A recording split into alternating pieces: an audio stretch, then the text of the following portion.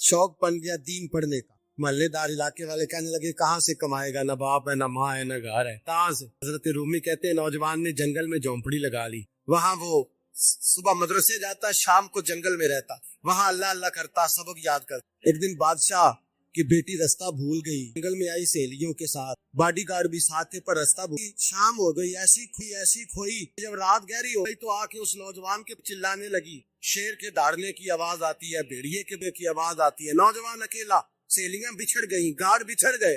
कहने लगी मैं परेशान हूँ, मुझे जगह मिल जाएगी। नौजवान कहता मैंने शहजादी देखी और मुझे भी पता था कि घर एक ही है और आग को अंदर से दरवाजा भी बंद करना पड़ता है, जंगल जानवर भी आ जाते। मेरी छोटी सी कुटिया में, झोंपड़ी में वो आई, रो के कहने लगी सारा कोई नहीं, अगर पीछे निकलो भेड़िए खा जाएगा। कहते मैंने उसे जगह दे दी। अकेली औरत, चिराग जल रहा है, सबक याद कर रहा हूँ। मेरे नबी पाक ने फरमाया जहाँ मर्द औरत अकेले हो तीसरा शैतान होता है। और शहजादी, वो बच्चा कहता है सबक याद करता रहा सारी रात। वो बच्ची को कहा सो, जब वो कहती है ऐसे मौकों पर नींद, सारी रात सबक याद करता। थोड़ी देर के बाद चिराग जलता, उंगली रखता, हाथ जलता तो पीछे खींच ले, दूसरी उंगली रखता, जलता तो खींच ले, हाथ सारा जल गया। सुबह किरणें चमकी तो कहने लगा चल निकल जा, दौड़ जा, बस बड़ा सब्र का इम्तिहान हो गया, चली जा। शहजादी बाहर निकल, सिपाही ढूंढ रहे थे। बादशाह खुद जंगल में निकला हुआ था, मेरी मिल गई। बादशाह तन्हाई में जाके कहने लगा बेटा मैं दुनिया को बताऊंगा कि मेरी बेटी खोई नहीं थी, सिपाही साथ ही थी। ये बड़ा मुश्किल होता है, बेटी तो भूल के भी रात कहीं रह पड़े तो लोग जीने नहीं देते, तो बेटा मुश्किल हो जाएगा मेरे लिए। कहाँ थी? उसने कहा नेक नौजवान के पास। उसने कहा बेटा मैं तो तेरी बात मानूंगा पर दुनिया नहीं मानेगी। अगर उस नौजवान ने किसी को बता दिया कि तू उसके पास थी तो फिर लोग जीना मुहाल कर देंगे। बेटा मैं मर जा, ये है कि वो कहीं राज ना उगल, नौजवान उसे कत्ल करना पड़े। औरत ने मिन्नतें की उस बेटे मौसम को। कहने लगा मैं बादशाह हूँ, मेरा अपना विकार है, मैं उसको छोड़ नहीं सकता, गिरफ्तार कर लाए सिपाही। वक्त तय हो गया का, अकेले कोठरी में रखा गया। जो उसके खास एतबार वाले थे उल्टी लगाई। बादशाह ने बुलाया, पहले आया। औरत कहने लगी, बेटी कहने लगी एक दफा तो बुलाओ ना, एक सवाल बस पर्दे में रह के पूछना है और फिर जो आपका जी चाहे मेरे मौसम को मारना तो है, तो मर्जी आपकी। सामने खड़ा किया, नौजवान पर्दे के पीछे, औरत खड़ी हो गई। बादशाह बीच बैठ गया। बीबी कहने लगी सारी रात बेदार मैं भी रही, सोया, वो जो तू चिराग के करीब हाथ लगा के जलाता था वो समझ नहीं आई। नौजवान रो पड़ा, कहने लगा क्या करूं, मैंने रसूल दीन पढ़ा है, क्या करूं, मैंने हुजूर का दीन पढ़ा है। मैंने पढ़ा है कि जानी को सबसे नीचे के सबसे निचले दर्जे में जलाया जाए, उसे जहन्नमियों का पीप और रेशा पिलाया जाए, कंद खिलाया जाए, ये रवायतें पड़ी हुई थी। थोड़ी थोड़ी बात शैतान मुझे कहता था बदकारी कर ले, मैं अपना हाथ उसी वक्त जब शैतान मशवरा देता तो मैं आग पे करता, मैं कहता अगर ये बर्दाश्त हो गई तो वो भी हो जाएगी। जब हाथ जलता तो मैं समझ जाता नहीं तुझसे तो ये नहीं बर्दाश्त हो। फिर मुझे शैतान मशवरा देता कोई देख नहीं रहा, तू बुलाने नहीं गया, खुद आई, मैं दूसरी उंगली लगा देता। मैंने हाथ जलाया और मैं समझ गया जब छोटे से चिराग की इतनी सी शमा की आग नहीं बर्दाश्त होती, कैसे बर्दाश्त हो। कहता मैं बाज आया। बादशाह ने ये कहानी सुनी, लफ्ज सुने तो चीख गया, कहने लगा तालिबी का सच्चा गुलाम है और मेरे रसूल के जो से गुलाम होते हैं उन्हें फांसी दी जाती, उन्हें तख्त पर बिठाया जाता है।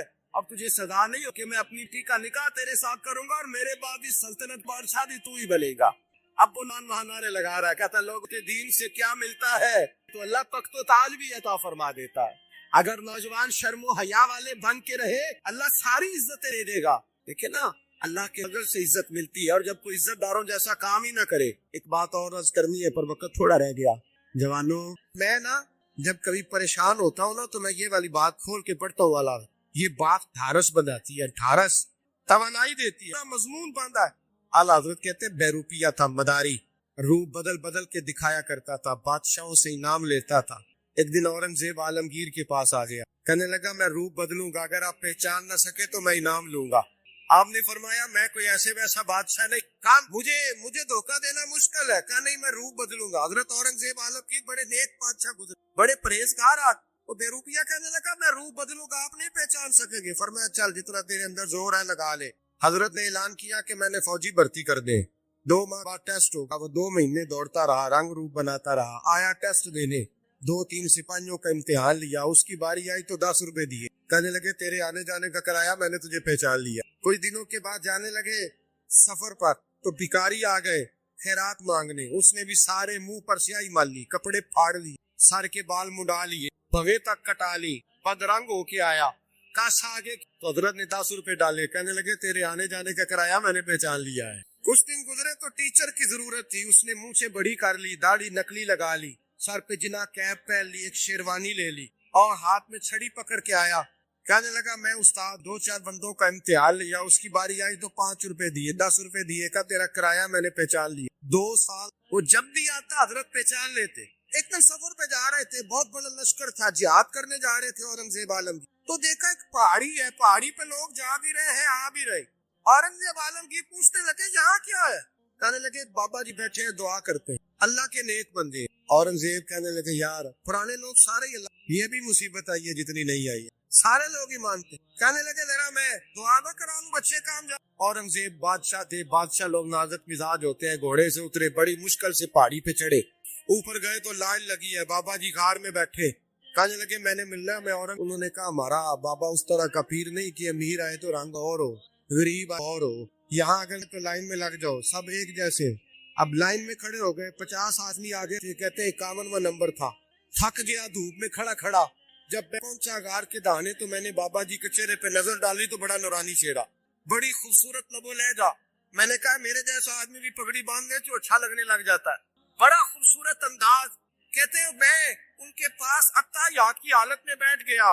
मैंने कहा हुजूर मैं जा रहा हूँ जिहाद करने, दुआ करना। उन्होंने हाथ उठाए, अल्लाह इसकी मदद फरमा, दीन को गलबा अता फरमा, इससे दीन का सच्चा पक्का सिपाही बना। फिर थपकी दी, 2-4 नसीहतें निकाल डाली, देखना जुल्म करना, ज्यादती न करना, जब तुम जीत खर न करना, गुरूर न करना, नसीहतें भी कर दी। कहते अब जब मैं उठा 2-4 दिनार बते नजराना मुसल्ले के नीचे रखे और उल्टे कदम जब मैं गार से उतरा, उन्होंने रुमाल झाड़ा और उठ के खड़े हो गए। कहने लगे आज नहीं तूने पहचाना, आज नहीं तूने पहचाना, मेरा इनाम बनता है, आज नहीं पहचाना, ला पैसे। औरंगजेब कहने लगा यार तूने हद कर दी, कहाँ चढ़ा कहाँ खड़ा रहा, धूप में थक कमाल कर दी भाई तूने, बता तू क्या लेगा, अब तू जल्दी बता, वो कितने लोग पीछे धूप में खड़े हैं, लश्कर सारा खड़ा है, क्या लेगा? उसने कहा सबसे कीमती हीरे वो है जो तेरे सर के ताज में लगे, मुझे तेरा ताज चाहिए। ओ भाइयों सुनना और याद रखना, मेरे आला हजरत कहते हैं बादशाह ने सर के ऊपर से ताज उतारा, बहरूपिये के कदमों में रखा और कहने लगे ये ले, और ये तो तेरा मांगने पर मैंने दिया है ना, मैं वापस आता हूँ तो आना मैं अपनी मर्जी से भी तुझे दूँ। तूने औरंगजेब जैसे बंदे को धोखा दिया, आना मैं उस वक्त भी दूंगा। वो देख बस बात खत्म हो गई, हक हो गई, देकर पलटा ना वापिस। बहरूपिये ने आवाज दी बादशाह ठहर जा। तो मैंने पलट के देखा तो कहने लगे ये अपना ताज ले जा, उठा और ले जा। मैंने कहा 2 साल बीत गए तुझे मेहनत करते, आज काबू आया तो ले जाओ। कहने लगा ले जा, मसला समझ में आ गया। मैंने कहा मुझे भी तो समझाना। कहते वो टूट के रोया, उसकी आंखें बरस पड़ी, सैलाब की तरह आंसू बह निकले, तड़पा। बादशाह मैंने झूठ रसूल की थी, किदारी झूठ पगड़ी, झूठ फकर, मैंने झूठ नबी पाक का लिबास पहना है, तो तेरे जैसे बादशाहों के ताज मेरे कदमों में आ गए हैं। अगर मैं सचमुच रसूलुल्लाह का गुलाम बनूं तो अल्लाह क्या कुछ अता फरमाए, ना कितनी नेमतों से नवाजे। मेरे आला क्या फरमाते हैं, आला हज़रत फरमाते हैं फरिश्ते भी करते हैं ताजीम मेरी। कौन जी? अल्लाह। ऐसा अकीदा भी कम मिलेगा जो बरेली के इमाम का अकीदा है, ऐसा भी कम। कहते हैं फरिश्ते भी करते हैं ताजीम, क्यों? लगे फिदा हो के उन पर ये इज्जत मिली। बगदाद के दरवेश आलिम थे, तो जब भी नमाज पढ़ाते ना तो किसी ताजर की 2 बीवियों के बारे में तो जो है मेरी बात, नमाज पढ़ाते तो कहते हैं अल्लाह उस ताजर की अपनी खास रहमतें अता फरमा। एक दिन लोग इकट्ठे हो गए, कहने लगे बाबा जी बताएं तो सही वो बीवियां कौन थी इनके लिए आप दुआ मांग। तो फरमाने लगे मेरे शहर का एक ताजर था, बहुत बड़ा ताजर था, मालदार था पर बेऔलाद। उसे बगदाद से मुल्क के शाम जाना पड़ता था तिजारत करने, और कई कई महीने उसे शाम के मुल्क में रहना पड़ता था। उसने इस तरह किया कि वहां भी एक शादी कर ली। तो जो है ना मेरी बात पर, क्या कर लिया उसने? दूसरी शादी करना मर्द के लिए जायज है, तीसरी करना भी, चौथी करना भी भैया के वक्त, मगर अगर इंसाफ कर सके। अगर चारों में हम ना आधा मसला सुनते हैं और आधा ही बयान करते हैं, अगर इंसाफ न कर सके फिर उसके लिए 4 जायज, फिर वो 1 ही रखे। तो अजीज दोस्त दूसरा निकाह कर लिया, शादी हो गई। अब वो वहां कुछ ज्यादा वक्त गुजारने लगा, मालदार आदमी था, बीवी को मकान भी लेके दे दिया।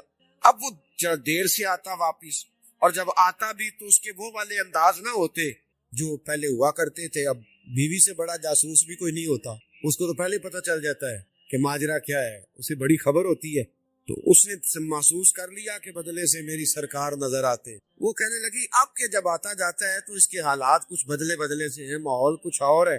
اس نے ایک بوڑھا آدمی جو اس کا عزیز بھی تھا اور سمجھدار بھی تھا اس کو تیار کیا. کہنے لگی اب کہ جب ملک کے شام جائے نا تو اس کا پیچھا کرنا اور خبر کرنا کہ کہاں رہتا ہے، کہاں جاتا ہے، کیا کرتا ہے. وہ بوڑھے بزرگ جو تھے وہ خاتون کے کہنے پر کچھ اس نے کرایہ بھی دیا.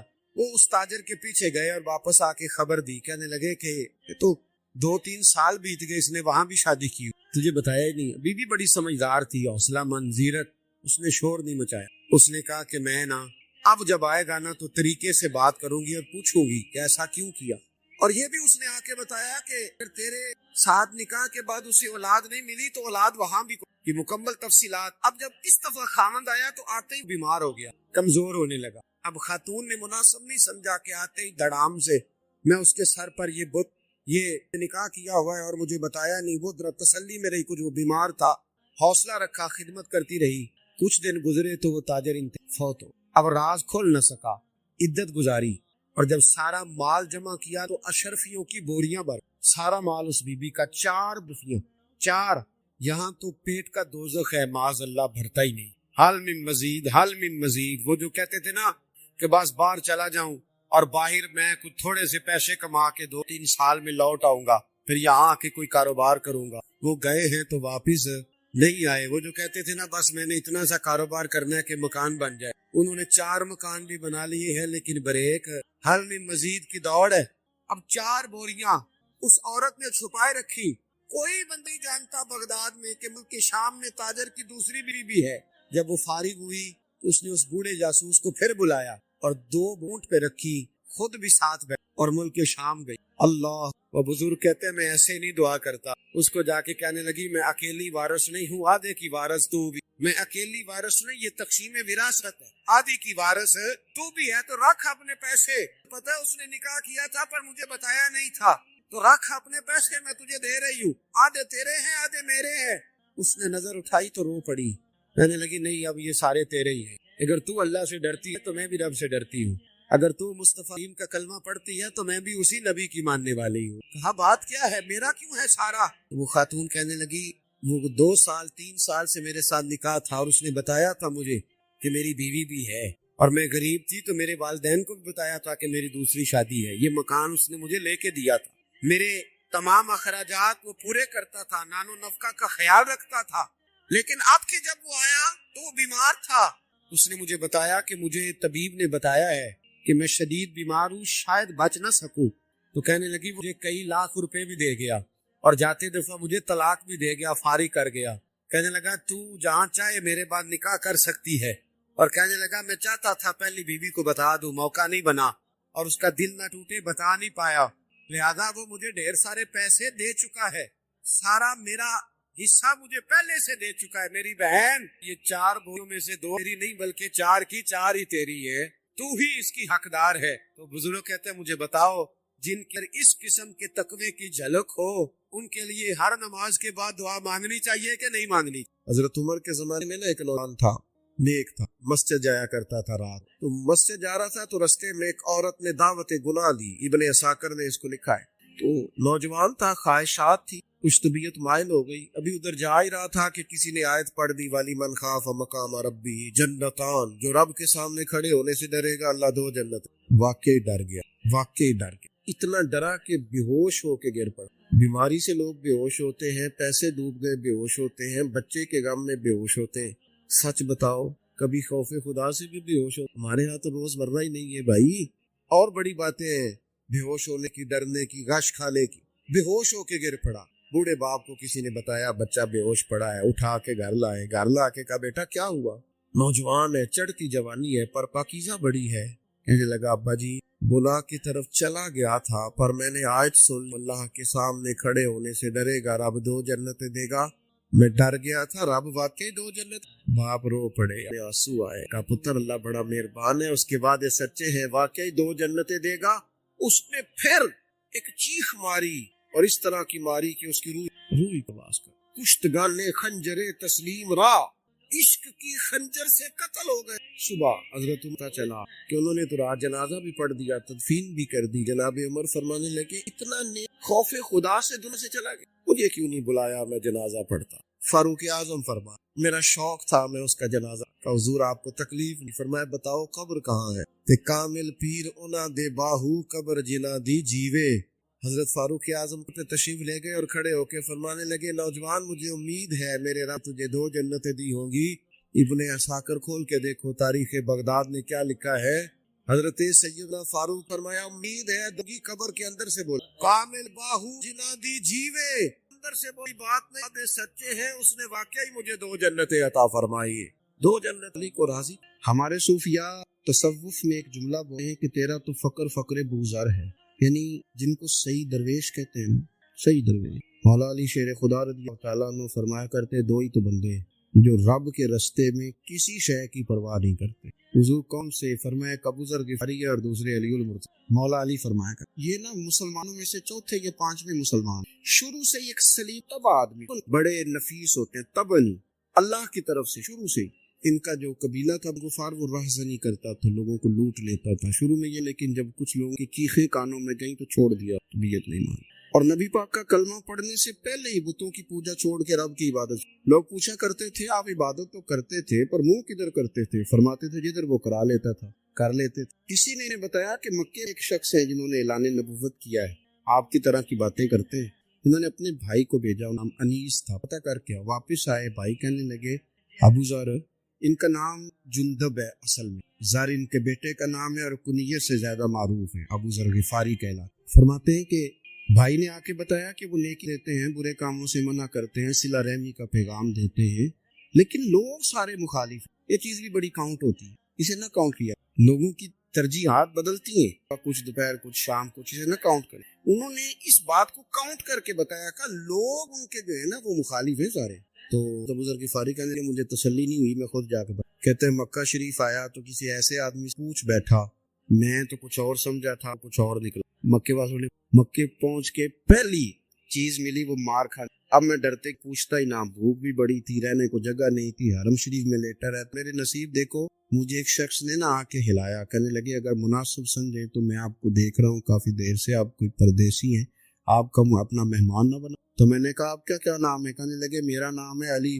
کہتے مولا کائنات گھر لے گئے، بھی کھلایا، جگہ بھی دی، سونے کو خدمت بھی کی، لیکن چونکہ میں تو پہلے ایک سے پوچھ کے مار کھا بیٹھا تھا، میں پوچھا نہیں میں کدھر آیا ہوں۔ رات رہے، اگلی رات بھی رہے، لیکن میں نے بتایا نہیں میں کس کام آیا ہوں۔ حضرت ابو ذر غفاری رضی اللہ تعالیٰ عنہ کہتے خود ہی مولا علی نے بتا سکتے ہو کیسے آئے ہو؟ میں نے کہا رات فرمایا بڑا کشادہ سینہ دیا ہے رب نے، تو بات تو کر۔ کہنے لگے یار میں تو محمد مصطفیٰ کی زیارت کرنے صلی اللہ تعالیٰ، یہ بے نیاز لوگوں میں سے ہیں حضرت سیدنا ابو ذر غفاری، میں حضور کی زیارت کے لیے۔ حضرت علی کہنے لگے سویرے لے چلوں گا۔ انسان بزدل نہیں ہوتا، ہر انسان بزدل نہیں ہوتا، اور بلا وجہ ٹکراؤ کی پالیسی بنا لینا یہ بھی سیانے لوگوں نہیں، حکمت کے تقاضوں کے مطابق چلنا یہ بھی دلیر لوگ کوئی کام ہو۔ حضرت مولا کے صبح لے کے چلوں گا پر حالات تھی، شرارتی لوگ ہر جگہ ہوتے ہیں، اگر کوئی شرارتیوں کا ٹولہ ملا نا جو کھڑا ہوگا جاسوسی کرنے کہ حضور کی طرف کون جا رہا ہے، تو میں نیچے جھکوں گا جوتے کا تسمہ ٹھیک کرنے کے لیے، لیکن آپ نے نہیں کھڑے ہونا، آپ نے چلتے رہنا ہے تاکہ کسی کو شک نہ ہو۔ کہتے اس ترتیب سے حضرت علی مجھے لے کے گئے، میں حضور کی بارگاہ میں پہنچا۔ مولا علی کہتے ہیں بڑے بڑے لوگ سوال کرتے تھے پر یہ شروع سے سلیم الطبع تھے، مجھے کہہ لینے دینا، جنہوں نے ماننا ہوتا ہے وہ لمبے سوال کرتے ہی مان جو لیا، تو لمبے سوالوں کی ضرورت۔ کہتے ہیں بڑے سوال، 2-3 باتیں تھیں اور آگے جا کے کہنے لگے حضور ہاتھ بڑھائیں مجھے کلمہ پڑھ۔ نبی پاک صلی اللہ علیہ وسلم نے کلمہ پڑھایا، فرمایا باہر جا کے نا ابھی ذکر کرنا کہ تم مسلمان ہو گیا، یہ ماریں گے۔ عرض کی حضور انہیں مارنے دے، میں آیا بھی مار کھانے، انہیں مارنے دے نا۔ پڑا فلک کو کبھی دل جلوں سے کام نہیں، داغ دل بھی لکھا تھا، پڑا فلک تو کبھی دل جلوں سے کام نہیں، اور جلا کے راکھ نہ دوں تو داغ نہ۔ ماری تو کھانے آئے، مارنے دے، کرنے دے، زور جتنا لگانا ہے لگانے دے۔ باہر جا کے اعلان کیا، مقتلوں نے مارا، اتنا مارا کہ بے ہوش ہو گئے۔ پھر کسی نے بتایا کہ تم نے گزرنا بنو غفار سے، پھر ان کا پتہ بھی ہے یہ لوگ بڑے سخت، پھر چھوڑا۔ تپن بڑے جلالی تھے، زاہد، فرماتے جو تمہاری ضرورت سے زیادہ ہے وہ سارا صدقہ۔ کنز کے مامون کا رویہ یہ تھا، صرف حضرت صدیق اکبر کچھ نہیں کہا انہوں نے، باقی حضرت عمر جیسے آپ کو بھی کھڑا کر کے کہہ لیتے تھے یہ مال کیوں رکھا ہوا ہے خزانے میں، بانٹتے کیوں نہیں سارا؟ اور جناب عثمان غنی کے ساتھ تو باقاعدہ کئی دفعہ اس موضوع پر گفتگو، وہ کہتے تھے کہ جب اللہ کہتے ہیں قرآن کے مال دولت جمع نہیں کرنی، تو وہ جو لوگ تھے وہ بھی بڑی شانوں والے، وہ کہتے تھے کہ اللہ نے جب زکوٰۃ فرض کی تو مال جمع ہوتا ہے تو زکوٰۃ فرض ہوتا ہے، جب فطرانے کا تو مال ہوتا ہے تو فطرانہ آتا ہے۔ تو آپ جو کہہ رہے ہیں وہ ٹھیک ہے، پر آپ اعلیٰ بات کر رہے ہیں تقوی کی، سارا بانٹو۔ تو حضرت ابو ذر غفاری کہتے تھے چلو ٹھیک ہے تمہاری بھی بات مان لیتا، پر یہ مدینے والے کا اپنا طریقہ تھا، بھائی حضور کا طریقہ تو وہی ہے جو آپ بتائیں۔ تو فرمانے لگے اس رستے نہ چلے جو رستہ مدینے والے رسول، اور حضور سے نبی پاک سے عشق کرتے بڑا کھل کے۔ یہ صحابہ صفہ میں سے تھے، کلمے پڑھنے یہ جلالی تھی تو حضور نے بھیج دیا، فرمایا واپس جاؤ اپنے قبیلے میں تبلیغ کرو۔ واپس گئے، بھائی کو مسلمان، والدہ کو مسلمان، قبیلہ سارا مسلمان وہیں رہے۔ ہجرت مدینہ کے بعد آئے تبوک کے موقع کے قریب، اور حضور نے صحابہ صفہ میں رکھ لیا۔ نوکری کرتے میرے رسول، دلیر آدمی، بڑا قبیلہ تھا پر ڈیوٹی خدمت کرتے۔ ایک بیٹا تھا زار اس کا نام تھا، اس کی ڈیوٹی لگائی تم نے میرے نبی پر اونٹ چرانے۔ ڈاکو آئے تو صاحبزادہ اونٹوں کی حفاظت کرتے شہید ہو۔ اور یہ انوکھا بندہ ہے جس نے شرط لگائی تھی کہ میں نے کالی سیاہ رنگ کی عورت سے شادی کرنی ہے، انوکھا بندہ ہے۔ ایک بیٹی تھی، ایک بیٹا شہید ہو گیا۔ بیوی سے کہا تم نے نبی پاک کے گھر میں خدمت کرنی، حضور کے گھر بار، اور میں نبی پاک کی نوکری کروں۔ حضور کی خدمت کرتے، ہر وقت خدمت میں رہتے، اور حضور جب آتے نا، صحابہ صفہ میں یہ شامل تھے جو لوگ دین سیکھتے، حضور جاتے تو سب سے پہلے آ کے حضرت ابو ذر غفاری کا بلائیں، اور جب بات کرتے حضور تو بار بار ان کو مخاطب کر کے بات کرتے۔ حضرت ابو ذر غفاری رضی اللہ تعالیٰ عنہ کا نبی پاک سے اتنا پیار کہ ہماری بھی مشکل حل کر دی۔ ابو داؤد شریف میں ایک دن کہنے لگا یا رسول اللہ صلی اللہ علیہ وسلم، کسی سے پیار بڑا ہی کرے پر اس جیسے عمل نہ کر سکے، کوشش کرے کرنا۔ لوگ ہمیں کہ پیار بڑا عمل بھی تو کرو نا، بھی کرنا چاہیے، پر انسان ہے نا، غلطی بھی تو ہو ہی جاتی ہے۔ اب ہم عمل نہیں کر سکتے، تم ہمیں پیار بھی نہیں کرنے دو گے، مہربانی کرو پیار تو کرنے دو نا۔ حضرت ابو ذر غفاری نے، ابو داؤد شریف میں موجود ہے، یا رسول اللہ صلی اللہ تعالی علیہ وآلہ وسلم، حضور پیار بڑا کرے بن جیسے عمل کیا ہے؟ تو حضور نے فرمایا پیار سچا کرے، اللہ قیامت کے دن جس سے محبت کرے گا نا اس کے ساتھ ہی دونوں کو اکٹھا فرما۔ تو حضرت ابو ذر نے فوراً کہا حضور پھر مجھے آپ سے بھی بڑا پیار ہے، رب سے بھی بڑا پیار ہے۔ فرمایا فکر نہ کرنا، جنت میں اکٹھے ہی جائیں گے۔ اتنی محبت رسول ذات کے۔ حضور کی نوکری کرنا، ایک دن خدمت کرتے کرتے سو گئے۔ حضور مسجد میں آئے پتہ کرنے کہ ابو ذر آرام کر رہا ہے، یہ بھی مزہ ہوتا ہے، خیال رکھنا اپنے درویشوں کا، کیا کھایا کیا پیا کہاں سوئے۔ حضور رات کو آئے، یہ سوئے ہوئے، فرماتے ہیں حضور نے میرا انگوٹھا ہلایا، میں اٹھ کے بیٹھ گیا، حضور بھی میرے پاس بیٹھ۔ میں ابو ذر بڑا پیار کروں، سونے آپ کو پتہ ہی ہے کہ یار تو بڑی نوکری کرتا ہے، ایک دن وہ بھی آئے گا جس دن تجھے میری مسجد اور میرے شہر سے جانا پڑے گا، پھر کیا کرو گے؟ تو عرض کی حضور کسی کی طاقت آپ کے شہر سے نکالے، میں تلوار نکال۔ نبی پاک نے فرمایا تلوار نہ نکالنا، جہاں تمہیں بھیجا جائے چپ کر کے چلے جانا۔ حضور کب تک؟ فرمایا جب تک اللہ پہ، یعنی وصال تک۔ یہ واحد شخص ہے کہ حضور کے وصال ظاہری کا وقت آ گیا تو فرمایا کوئی میرے ابو ذر کو۔ جب یہ آئے تو حضور لیٹے ہوئے تھے، یہ جھکے نبی پاک کی طرف، حضور میں حاضر ہو تو حضور نے پکڑ کے سینے کے ساتھ میرے رسول پاک صلی اللہ علیہ وسلم کی خدمت میں ایک دفعہ عرض کرنے لگے حضور مجھے صوبے کا گورنر بنا دے۔ نبی پاک نے فرمایا ابو ذر میں عہدے پسند نہیں کرتا، تو بھی میں کہتا ہوں عہدہ نہ لینا، تمہیں بھی کہتا ہوں عہدہ نہ لینا۔ فرمایا ابو ذر میں جو چیز اپنے لیے پسند کروں گا تمہیں بھی اسی کا مشورہ دوں گا، تم بندے اچھے ہو پر یہ کام ہمارے بس کا نہیں ہے۔ بڑے زاہد آدمی میرے رسول کریم صلی اللہ تعالی علیہ وآلہ وسلم ان کے بارے میں فرمایا جس طرح نبی حضرت عیسیٰ علیہ السلام، حضرت عیسیٰ دیکھیں نا، انبیاء میں اللہ تعالیٰ نے ہر قسم کی عظمت نبیوں کو دی۔ جناب سلیمان علیہ السلام کا تو بھی ہوا میں جن تک تابع دار، اور نبیوں میں حضرت عیسیٰ بھی ہیں جن کے پاس گھر بھی کوئی نہیں، شادی بھی، اینٹ سرانے رکھ کے تکیہ بنا، ایک ان کے پاس کنگھی تھی اور ایک پیالہ تھا۔ دیکھیں جو بندہ نیک ہو نا وہ بھی نیک ہے، اللہ آپ اپنا تقوی مسلط نہیں کریں گے، جو کر رہے ہیں وہ بھی خلص ہو کے کر رہے ہیں۔ حکومتیں جو چلانی وہ کس نے چلانی ہے؟ اگر نیک بندے نہیں آئیں گے تو غلط لوگ آئیں گے، قوموں پہ ظلم کریں، وہ بھی اپنی جگہ ٹھیک، لیکن یہ بات بھی اپنی جگہ بالکل کیا کرتے ہیں، ہم چیزوں کو مسلط کرتے ہیں پر مسلط نہیں کرے چیزوں۔ آپ جو کر سکتے، جو راستہ آپ کو صحیح لگتا ہے اختیار کر لیں، یہی تو ہمارے دین کا حسن ہے کہ سارے راستے واضح کر کے ہمیں دکھاتا ہے۔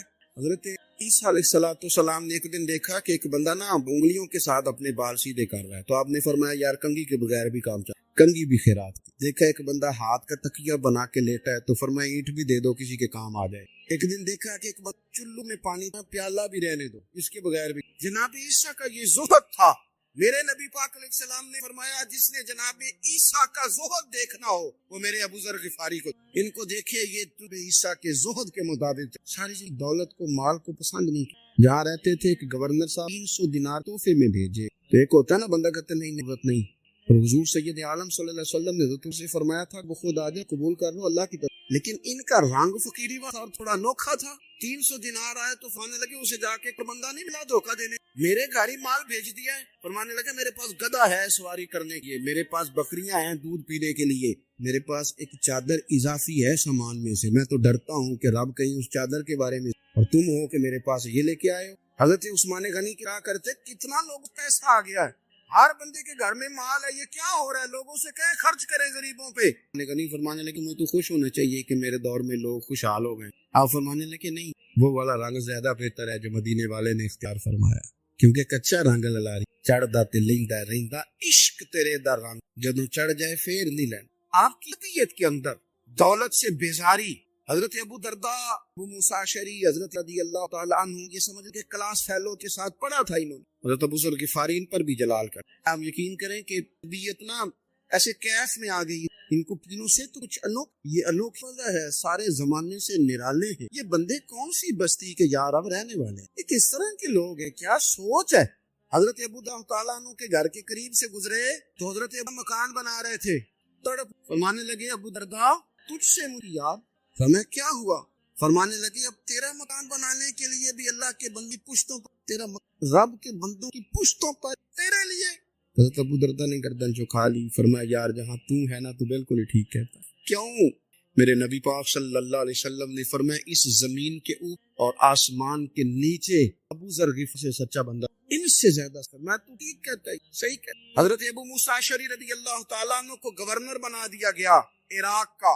صحابہ میں ایک بڑے جلیل القدر صحابی اور ان کی عظمت، رفعت، بلندیاں کیا کہنا، بڑی گہری دوستی، تو وہ گورنر بن گئے۔ تو آپ نے فرمایا بس بھائی اب تو نے عہدہ لے لیا، یہ بندے کو اب تو عہدے میں چلا گیا۔ بڑی مدت حضرت ابو موسیٰ اشعری کے ساتھ وہ دوڑ کے آئے حضرت ابو ذر غفاری کے گلے ملنے، میرا بھائی میرا بھائی، فرمایا پیچھے ہٹ جا، میں نہیں تیرا بھائی، تو گورنر ہے اپنا کام کر۔ پھر دوڑ کے آئے، فرمایا ابو ذر تو میرا بھائی ہے یار، اکٹ پڑھتے تھے حضور، فرمایا نہیں جا تو نہیں میرا بھائی۔ پھر آئے، یہ سچا بندہ ہے، یہ تقریروں والا نہیں، صرف وعظوں والا، اس کے اندر بھی بڑی سچ۔ قریب آئے کہ کہا یار تو میرا بھائی ہے، میرے سینے لاگ، فرمانے لگے تو تیسری بار آئے، مومن ہے میں منہ نہیں موڑ سکتا، پر پہلے مجھے بتا گورنر بننے کے مکان کتنے بنائے، باغ کتنے لگائے، چکیاں کتنی لگائی، کتنے تو نے چیزیں بنائی ہیں، پہلے بتا۔ تو ابو موسیٰ اشعری نے ان کا ہاتھ پکڑا، رونے لگے، کہنے لگے جس محبوب سے تو نے تربیت لی ہے میں بھی انہی کا نوکر ہوں، ان کپڑوں میں میں راکھا، میرے ہاتھ کیا بات کرتا ہے، میرے وہی نے مجھے بتا اگر یہ عہدے خدمت کے ہم نہیں لیں گے تو پھر کیا ظالموں کو دیں گے، غیروں کو دیں گے، نہ کر کچھ نہیں بنایا۔ حضرت سیدنا ابو موسیٰ اشعری رضی اللہ تعالیٰ عنہ روئے، اور جب کہا نا کوئی شے نہیں میرے پاس، تو فرمایا اچھا چل آ جا، پھر سینے لگ جا، تو واقعی میرا بھائی۔ پھر حضرت ابو ذر غفاری نے محبت، وہ درویشی، وہ فقیری، وہ سادگی، وہ نورانی، وہ دل کے ساتھ اندر۔ ہمارے تو بہت سارے لوگ ہیں جو کہتے ہو کہاں لے جانا ہے مال، کیا ضرورت ہے مال کی، ہر وقت مال کی مخالفت، لیکن دل ان کا کہتا ہے کہ آئے صحیح پہنچے صحیح۔ حضور نے فرمایا بعض لوگوں کی زبانیں شہد سے زیادہ، دل بھیڑیے سے زیادہ، اوپر سے کہہ کچھ رہے ہیں اندر حالات کچھ اور ہیں۔